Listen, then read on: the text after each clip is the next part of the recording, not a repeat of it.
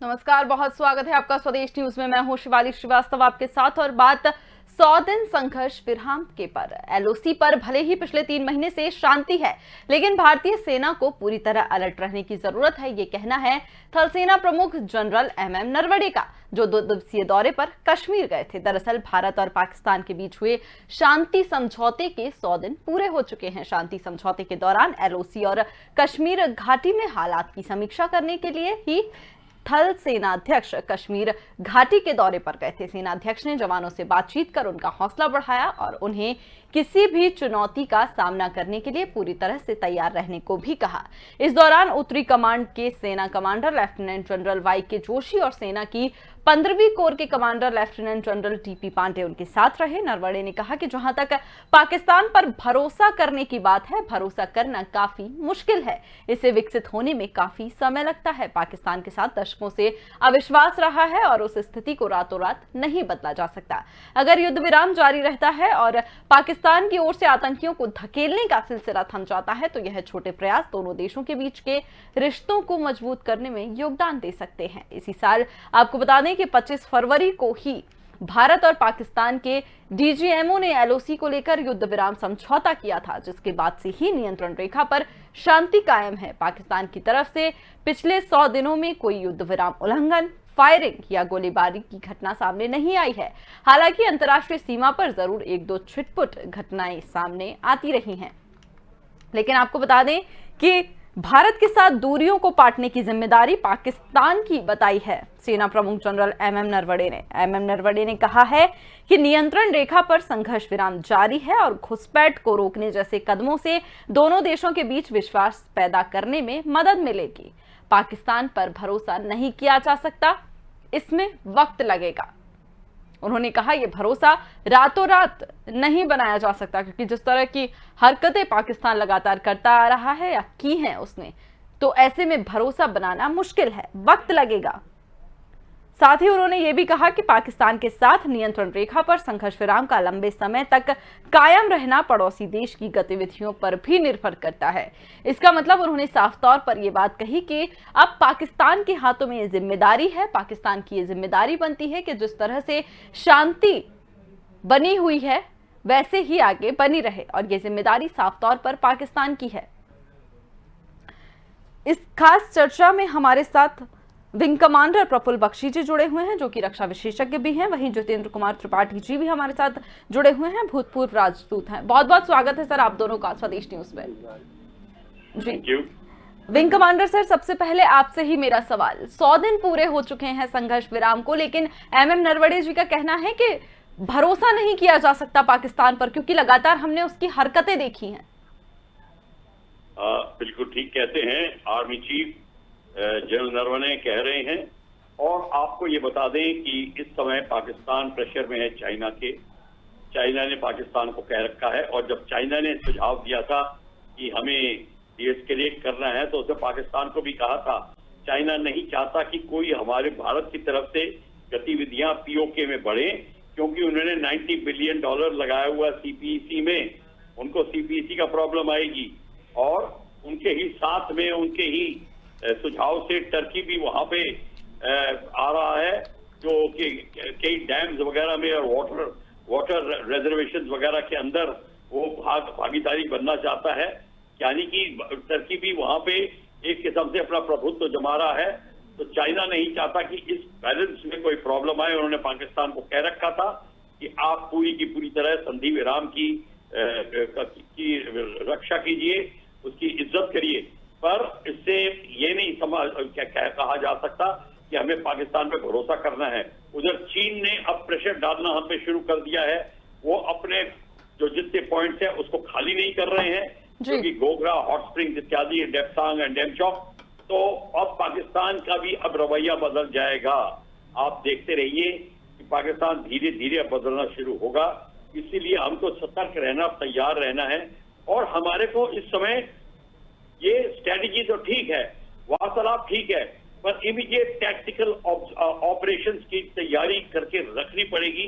जितनी जल्दी हम एडवांटेजियस पोजीशन अख्तियार कर सकें, उसको अख्तियार करें, और किसी भी तरीके से खाली ना करें। जो पिछले साल हमने गलती करी जो चाइना के हमने वो अपना हाई ग्राउंड जो जीते थे वो दे दिए, ये गलती ना करें। अभी हमें पूरी तरह सतर्क रहना पड़ेगा। आर्मी चीफ बिल्कुल कह रहे हैं, ठीक कह रहे हैं, और चाइना पे प्रेशर हमें जारी रखना पड़ेगा। चाहे साउथ चाइना सी, चाहे क्वाड के अरेंजमेंट की बात आ रही है, मल्टी एंट्री होनी चाहिए क्वाड की और कंट्रीज की, और टर्की को जिस तरीके से हो सके रोका जाए यहाँ घुसने की तरह। जी बिल्कुल, इस पर भी हम विस्तार से चर्चा करेंगे। Wing commander sir Tripathi sir, आपसे मेरा सवाल होगा कि जिस तरह से लगातार हमने देखा है पाकिस्तान की जो नापाक हरकतें हैं हमेशा हमने अपने सामने देखी हैं, चाहे हम आतंकवादी गतिविधियों की बात कर ले या सीज फायर की बात कर ले, लगातार उल्लंघन किया जाता है पाकिस्तान की ओर से। लेकिन ऐसे में अगर हम राजनयिक संबंधों की बात करें तो वो किस तरह से देखते हैं? देखिए, पाकिस्तान की जहाँ तक बात है तो सीज फायर का उल्लंघन उनके लिए नई बात नहीं है जी। ये उल्लंघन होता रहा है, 65 के बाद हुआ, 71 के बाद हुआ, कारगिल के बाद हुआ, और 2003 में जब इसका वो किया गया तो अब जो फिर संधि की बात की गई है उस पर सीज फायर से पाकिस्तान कितना अड़ा रहता है, ये बड़ी शंका की बात है। वैसे भी आपने देखा होगा कि कुछ दिन पहले पाकिस्तान के प्रधानमंत्री ने कहा था कि हम भारत के साथ संबंध ठीक करने को इच्छुक हैं, लेकिन उसके कुछ ही दिन बाद उनका बयान पलट गया। उन्होंने कहा कि भारत के साथ हमारे संबंध तब तक ठीक नहीं होंगे जब तक कश्मीर के मामले का समाधान नहीं हो जाता, जब तक भारत 370 वापस नहीं लेता, कश्मीर की पुरानी स्थिति वापस नहीं लेता। ऐसे में अब अगर राजनयिक संबंध की बात है तो देखिए, पाकिस्तान के साथ राजनयिक संबंध किसी भी देश के साथ तो इतनी जल्दी नहीं तोड़े जाते। हाँ, हमारे संबंध में यह है कि अभी हमारे संबंध 1 डिग्री नॉर्मल संबंध से 1 डिग्री नीचे कर लिए गए ऑलरेडी पिछले 1.5 साल से, जब हमने राजदूत के या हाई कमिश्नर के स्तर से लोगों को वापस बुला लिया था। हमने अपने हाई कमिश्नर को वापस बुला लिया, उनके हाई कमिश्नर को वापस भेज दिया गया। इसके बाद दूसरा, अगर और संबंध खराब होते हैं तो उसकी दूसरी प्रक्रिया ये होती है कि नंबर ऑफ स्टाफ में कमी की जाए, number of part based personal में उनके एम्बेसी में यहाँ कमी की जाए, और वो भी मेरे ख्याल से शीघ्र ही होगी अगर पाकिस्तान नहीं माना तो, क्योंकि पाकिस्तान में सिर्फ पाकिस्तान के प्रधानमंत्री के कह देने से या उनके जनरल बाजवा के कह देने से बात नहीं होती। समस्या ये है कि वहाँ पर आर्मी और टेररिस्ट आउटफिट वो उनके पीछे रहते हैं, तो जनता को प्रधानमंत्री करके बढ़ा नहीं सकता। हमारे संबंध रहेंगे पाकिस्तान से, ये खेल चलता रहेगा, और इस खेल का अंत जल्दी ही तब होगा जब पाकिस्तान टूटेगा।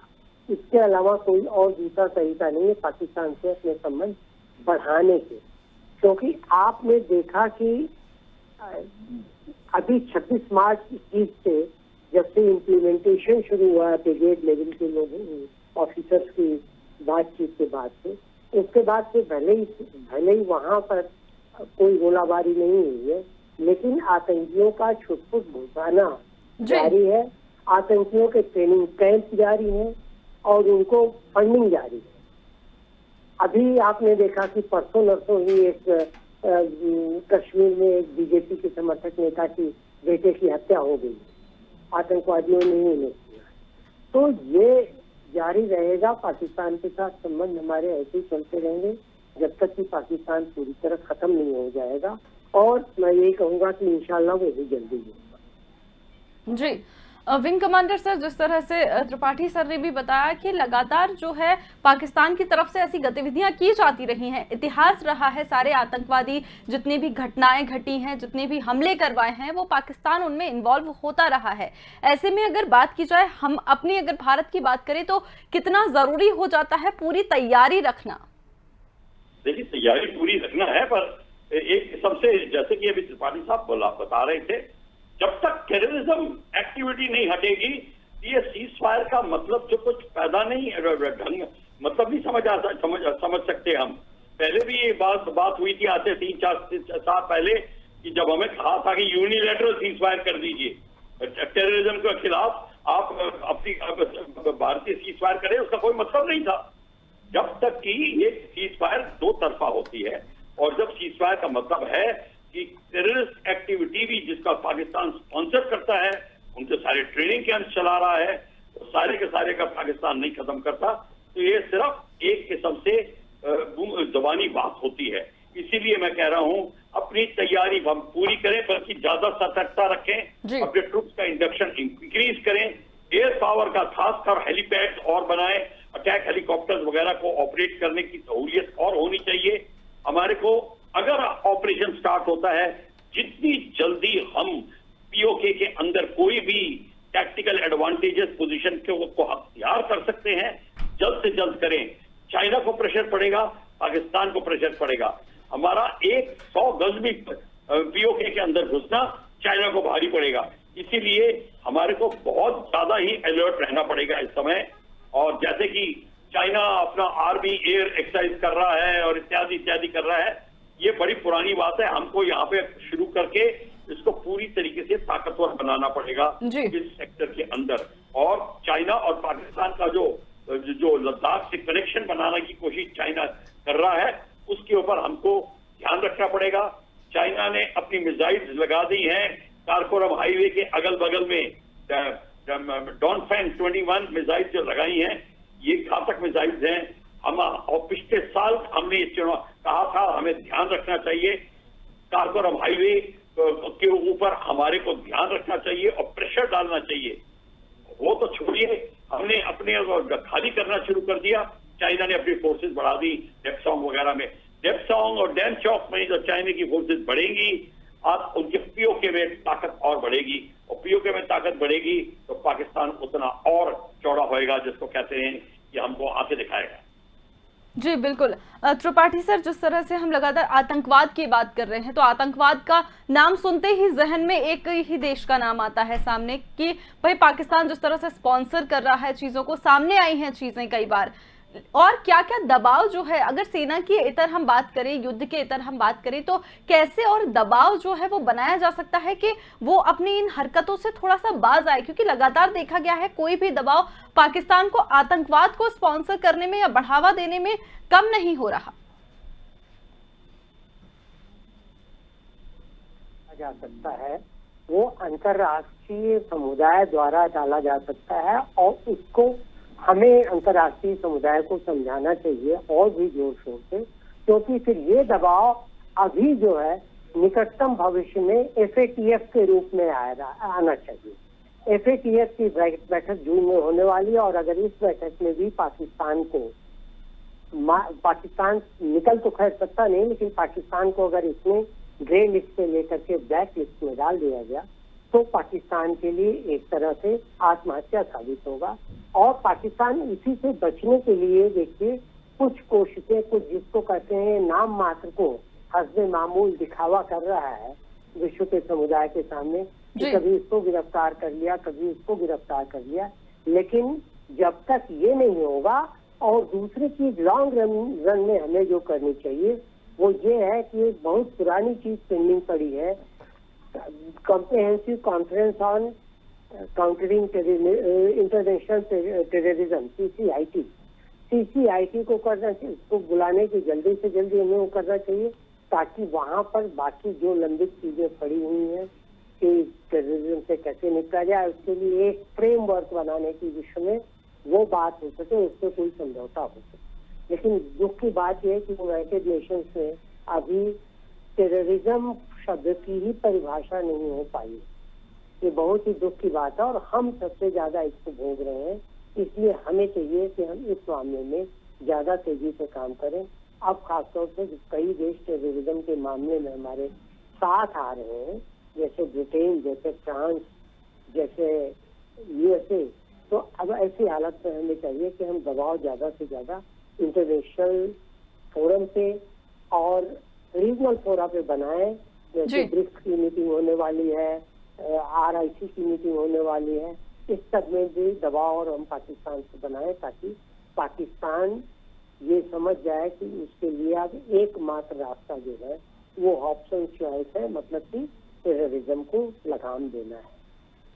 बिल्कुल विंग कमांडर सर, जिस तरह से लगातार बात कर रहे हैं हम कि ग्रे लिस्ट में भी जो था वो है पाकिस्तान, ग्रे लिस्ट उससे हटाई नहीं गई है, ग्रे लिस्ट में ही पाकिस्तान को रखा गया है अब तक। लेकिन सीज फायर की जिस तरह से हम संघर्ष विराम की बात कर रहे हैं, 100 दिन में भी 2 बार सीज फायर कर दिया है, हरकतें देता रहा है, आतंकवादी ढांचे भी लगातार जारी हैं। इसी के चलते नरवणे जी ने भी ये भी कहा कि भाई अलर्ट रहने की जरूरत है, इमरजेंसी के लिए तैयार रहें। ऐसे में और क्या क्या खतरे हो सकते हैं सामने भारत के? देखिए, मैंने खतरे की बात कर रहे, सबसे पहले तो उन्होंने टेररिज्म जारी कर रखी है। हमें तो अपनी इंटरनल सिक्योरिटी को और सतर्क करना पड़ेगा कि कहीं, और खासकर वो रिलीजियस बेस्ड टेररिज्म तो है ही उनकी, तो वो हमारे जो इस्लामिक मूव के कैटेगरी के लोग हैं उनको भड़काने की जरूर कोशिश करेगा, किसी तरीके से उनकी सहानुभूति क्लियर करेगा और ऐसे हरकतें करेगा जैसे कि कम्युनल वायलेंस शुरू हो सकता है। पाकिस्तान ये तो जरूर करने की कोशिश करता रहेगा, पर साथ ही के अंदर कश्मीर में वायलेंस कर रहा है, यूथ को भड़का रहा है, ये सारा का सारा काम कर रहा है।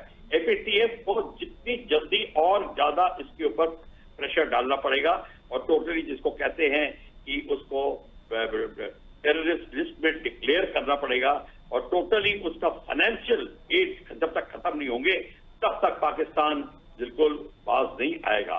इस समय पाकिस्तान की स्थिति ऐसी है और ऑलरेडी डेट पे है वो, अब तो वो कॉलोनी बन चुका है, चाइना की कॉलोनी। अगर आप ध्यान से देखें यूके में किस जगह पे वो चाइना उसको अख्तियार कर रहा है, जैसे कि श्रीलंका में चाइना कर रहा है वैसे वहां पे कर रहा है। तो इस समय आप ये मान के चलिए कि टेररिज्म का सहारा पाकिस्तान के पास में है और वो ही करेगा।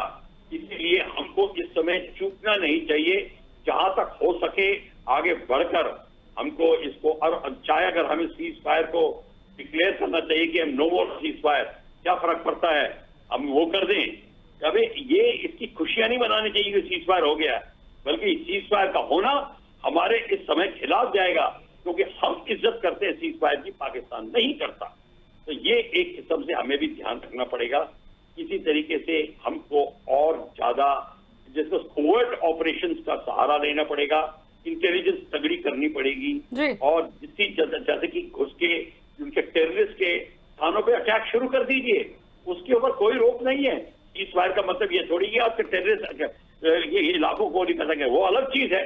हमको वो यूके में जारी रखना पड़ेगा जिस तरीके से हम करेंगे, चाहे हमें एक और बालाकोट करना पड़े, जरूर करें हम। कोई बालाकोट को मिलिट्री टारगेट पे अटैक नहीं था, वो टेररिस्ट कैंप के ऊपर अटैक था, वो करने को हमको सतर्क रहना पड़ेगा।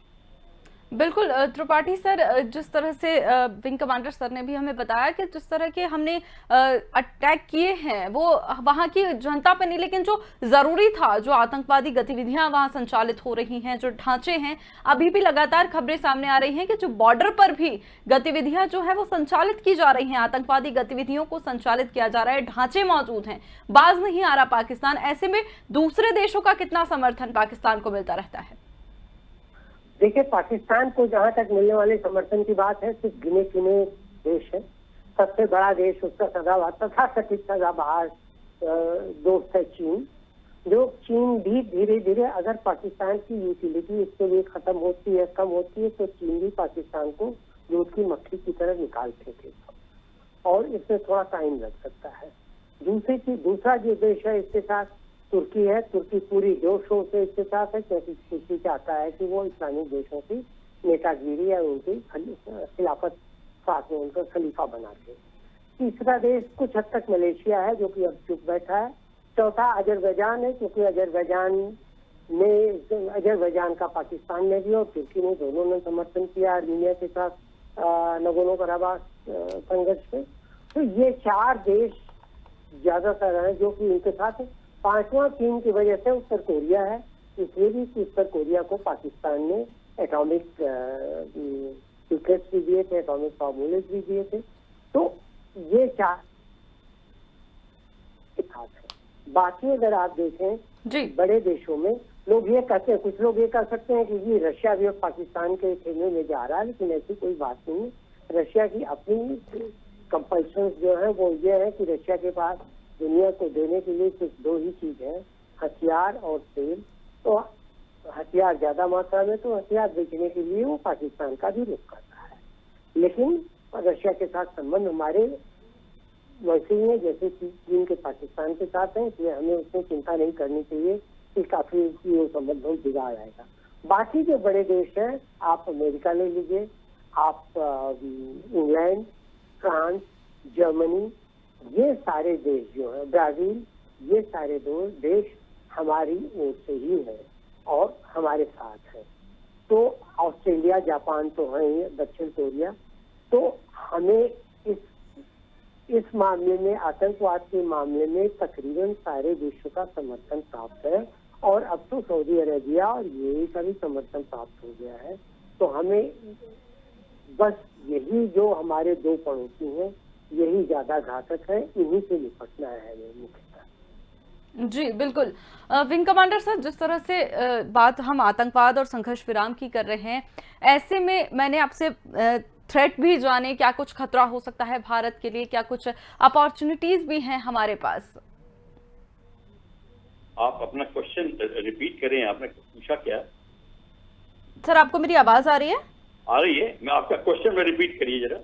जी सर, मैं ये आपसे जानना चाहती थी, मैंने आपसे ये पूछा कि जिस तरह से हम लगातार बात कर रहे हैं आतंकवाद की, हम देख लें पाकिस्तान की हम लगातार बात कर रहे हैं, जैसे इधर हम चाइना पर विश्वास नहीं कर सकते, हमने कभी विश्वास नहीं किया, वैसे ही पाकिस्तान पर भी विश्वास नहीं किया जा सकता है लगातार। और अब भारत ने साफ साफ कह दिया है कि पहले गोली नहीं चलाएगा भारत, लेकिन जब चलेगी तो मुंह तोड़ जवाब देने के बिल्कुल उसमें है भारत पक्ष में। देखिए, ऐसा है, मैं आपको इस बात में थोड़ी सी टिप्पणी ये करना चाहूंगा कि पाकिस्तान के ऊपर हमें विश्वास नहीं कर सकते, तो बड़ी लेट इन द डे बात कर रहे हो। हमें तो कभी नहीं करना चाहिए था, हर बार हम मुंह की खाते हैं। और ये हम क्यों कहते हैं कि हम पहले गोली नहीं चलाएंगे? ये हमारे जो डिफेंस मिनिस्टर पहले बोलते थे कि देखिए हम पहले हमला नहीं करते, जब हमला होता है तो उचित कार्रवाई करते हैं। ये सबसे गलत पॉलिसी है जी। आपके ऊपर अगर हमला होने वाला है आज, तो एक हफ्ता पहले आप हमला करेंगे, उसको पहले हमला कहना नहीं कहते, प्रीएम्प्टिंग को। और आपको पता है कि पाकिस्तान कहां का प्रीएम्प्ट कर रहा है, आपके पास यूएवीज है, आपके पास पूरी इंटेलिजेंस है, सैटेलाइट कम्युनिकेशन है, आपको हर एक कैंप का पता है जहां हमला होने वाला है। आपको ये कहना चाहिए हम वहां पे हमला करेंगे, और ये मत सोचिए हमला नहीं करेंगे। हमारी ये नीति है, हमारी फौज को मनोबल कम करती है, ये हमें जोर से नहीं बोलना चाहिए कि as far as Pakistan is concerned, हम हमला जब करेंगे जब हमको फील होगा कि हम खतरे में हैं। ये नहीं, हमको वेट नहीं करेंगे उनके हमला करने की। ये हमें क्लैरिफाई कर लेना चाहिए और इसी पे हमें अमल करना है और इसी पे चलना है और एक दो जगह करके दिखाना है। जैसे बालाकोट में किया हमने, कोई बालाकोट में ऐसे हमला नहीं हुआ था हमारे पास, हमने हमला किया क्योंकि उनकी टेररिज्म जारी थी और पाकिस्तान की टेररिज्म जारी है। तो स्टेटमेंट कि हम पाकिस्तान में हमला नहीं करेंगे, एक सत्य पाकिस्तान पे लागू नहीं होगी। जी बिल्कुल। Tripathi sir, wing commander sir की इसी बात पर मैं आपकी भी प्रतिक्रिया लेना चाहूंगी। लगातार भारत कहता है कि पहले हमला नहीं किया जाएगा, लेकिन अगर वहां से गोलीबारी होगी या वहां से हमला होगा उसके बाद हम उसको रिटेलिएट करेंगे। इस पर आप क्या कहना चाहेंगे? देखिए, हमें तभी समझ जाना चाहिए था जब हम कुछ साल पहले हमने पाकिस्तान के साथ एक प्रस्ताव रखा था, हाँ, नो फर्स्ट अटैक ट्रीटी करने का, कि हम आपके साथ समझौता करते हैं कि हम पहले हमला नहीं करेंगे, और पाकिस्तान ने वो प्रस्ताव खारिज कर दिया था सिरे से। तो तभी हमें पाकिस्तान की मंशा समझ जानी चाहिए। बिल्कुल। और ये अब तय है कि पाकिस्तान, हम ये कहते रहे भले ही कि हम हमला नहीं करेंगे, ठीक है, हमला नहीं करेंगे, लेकिन अगर हमले की संभावना है तो हम उस संभावना को तो नष्ट कर सकते हैं, जैसे हमने बालाकोट में किया। तो वो तो हम कर सकते हैं, वो हम करेंगे। ये हमें कहना चाहिए कि हम हमला नहीं करेंगे, लेकिन हम किसी भी हमले की पॉसिबिलिटी को भी नष्ट कर देंगे। बिल्कुल, बहुत बड़ी बात आप दोनों ने इस वक्त हमें बताई कि हमला करने की बात नहीं है, लेकिन अगर हमें कोई संभावना ऐसी लग रही है, कोई आशंका ऐसी लग रही है कि हमला हो सकता है, तो उस पर हमें इस चीज का इंतजार नहीं करना है कि वो पहले हमला करेंगे उसके बाद हम उसका जवाब देंगे। क्योंकि जब अगर हमारे पास आशंका है, हमें पुख्ता सबूत जो है सोर्स से मिले हुए हैं कि हमारे ऊपर हमला हो सकता है, तो ऐसे में हमला ना करना तो फिर गलत होगा। बिल्कुल, बहुत बहुत धन्यवाद आप दोनों का हमारे साथ जुड़ने के लिए। तो 100 दिन संघर्ष विराम के हो चुके हैं। पाकिस्तान की तरफ से ऐसा कोई हमला नहीं किया गया है, ऐसा कोई गोलीबारी या कोई गोलीबारी के कुछ भी हादसे नहीं हुए हैं, लेकिन कहना यही है कि साफ भारत का कहना है कि अब जिम्मेदारी पाकिस्तान के हाथों में भी है। अगर पाकिस्तान चाहेगा तो ही ये सीज फायर बना रहेगा, नहीं तो बहुत दिक्कत पाकिस्तान को भी हो सकती है। ऐसे में देखने वाली बात होगी कि पाकिस्तान कब तक ये शांति और अमन बनाए रखता है, क्योंकि भारत कभी हिंसा नहीं चाहता, लेकिन भारत ने साफ कह दिया है कि अगर पाकिस्तान ये सब करता रहेगा तो भारत को भी मुंहतोड़ जवाब देना होगा। फिलहाल इस पेशकश में इतना ही। मुझे दीजिए इजाजत। देखते रहिए स्वदेश न्यूज। नमस्कार।